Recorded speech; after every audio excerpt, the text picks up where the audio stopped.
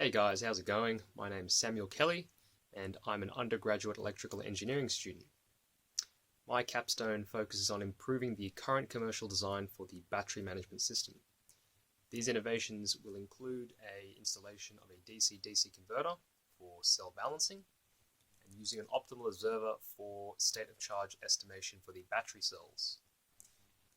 Here I actually have my battery management system, and I will be showcasing the operation of this later in the video. To go over some of the background, lithium-ion batteries have become popular due to their high energy density, long life cycle, and low discharge rates. These batteries range from approximately 150 watt-hours per kilogram or 400 watt-hours per litre. It is also becoming a popular choice for energy storage in renewable energy systems such as solar power generation. In terms of the main challenges, many research papers were computationally heavy, utilizing expensive equipment to conduct their research. After scouring through many papers, I decided to use a low-cost solution in using an Arduino microcontroller, and also limiting the scope of the project to focus on two key items: cell balancing and cell estimation. The basic topology is two single-ended primary inductor converters attached to each cell. In plain terms, this is a converter that can either increase or decrease the electrical current coming into or out of the battery. This provides the advantage of feeding more energy to the battery when the charge is low and feeding energy to other cells when charge is high. Pairing this with having to write a software program on an Arduino microcontroller to regulate this current as well as make accurate estimations proved to be very challenging. Often simulation and practice proved to be quite different from each other. Nevertheless, I was able to overcome this, as you will see later in the slides. Now, the question you might be asking yourself is, who cares? It's just a battery. What can go wrong?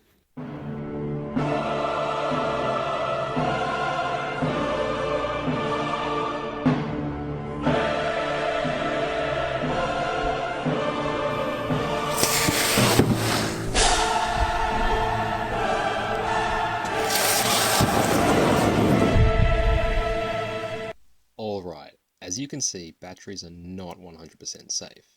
Hence, we've essentially answered the question, why is accurate state of charge estimation and cell balancing important?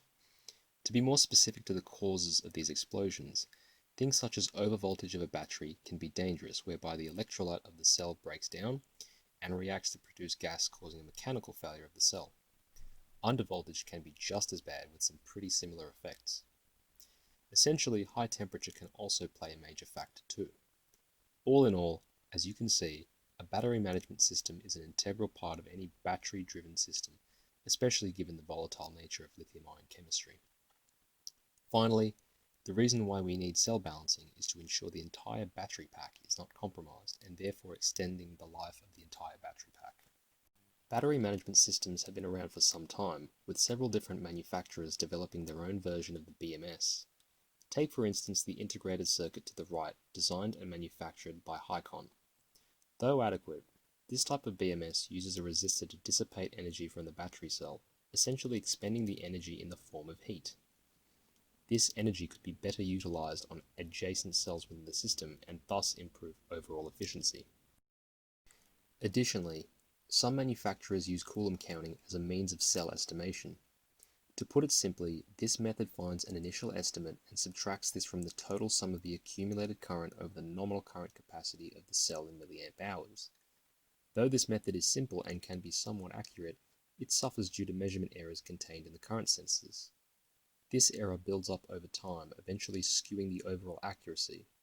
Many manufacturers use this technique, from laptops to phones and even some electric vehicles such as the UTS Motorsports electric vehicle, all utilize this type of BMS.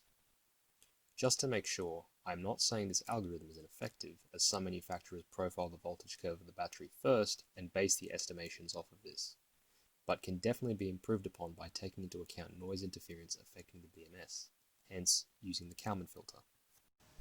As proof of my board actually working, here is a demonstration of its operation. Guys, here I have my BMS with these two lithium-ion batteries charging that green LED over there. As you can see from the LCD screen, on the left is the current value discharging battery 1, and on the right is battery 2 with the state of charge error between those two cells at 1%. Over here is what the output of the serial monitor. So the current time, the two states of charge, voltages, and the current. Now to the points of innovation. As mentioned previously, some manufacturers use an energy dissipation method to balance cells. However, with my proposed method, energy wastage will be minimized by allowing energy to flow through to other cells as well. This is the purpose of using the SEPIC converter, which is able to step up or down the voltage of the battery. The Kalman filter is also used for more accurate cell estimations. The reason why this method is optimal is because it accounts for measurement and process noise contained within the system. By accounting for this, it is able to make a much more accurate reading than using a standard Coulomb counter algorithm. From a commercial standpoint, the materials can be easily purchased from electronic suppliers around the world without having to acquire custom parts, and also using low-cost microcontrollers such as the Arduino. This will essentially lower the overall cost of the BMS dependent on the scale of the system. From the results, it can be seen that the Coulomb counter estimation deviates from the actual state of charge, or SOC, whilst the Kalman filter does track the actual SOC fairly well. Though it can be seen there is a fair amount of oscillation from the Kalman filter. As we can see from my test of the Coulomb counter, there appears to be almost a 30% difference between the actual and estimated SOC. Clearly, over the 2-hour period, the Kalman filter does a better job of tracking the SOC. From these slides, it can be seen that the Kalman filter balancing scheme shows that the two cells continue to balance fairly well along the actual SOC, whilst the Coulomb counter shows that the cells have balanced based on the estimate, but the actual SOCs haven't balanced in the allotted time. As you can see from the figure on the right-hand side, the microcontroller connects to the DC-DC converter, helping to form the BMS. The microcontroller will essentially process several outputs to ensure correct state of charge as well as temperature control. The PC powers and programs the Arduino to operate whilst also gathering data from the outputs of the BMS. Plans for commercialization have not yet been fully fleshed out. Obviously, this particular year may prove to be difficult, but also mainly due to improvements that need to be made before becoming a viable product. The most obvious one is scale.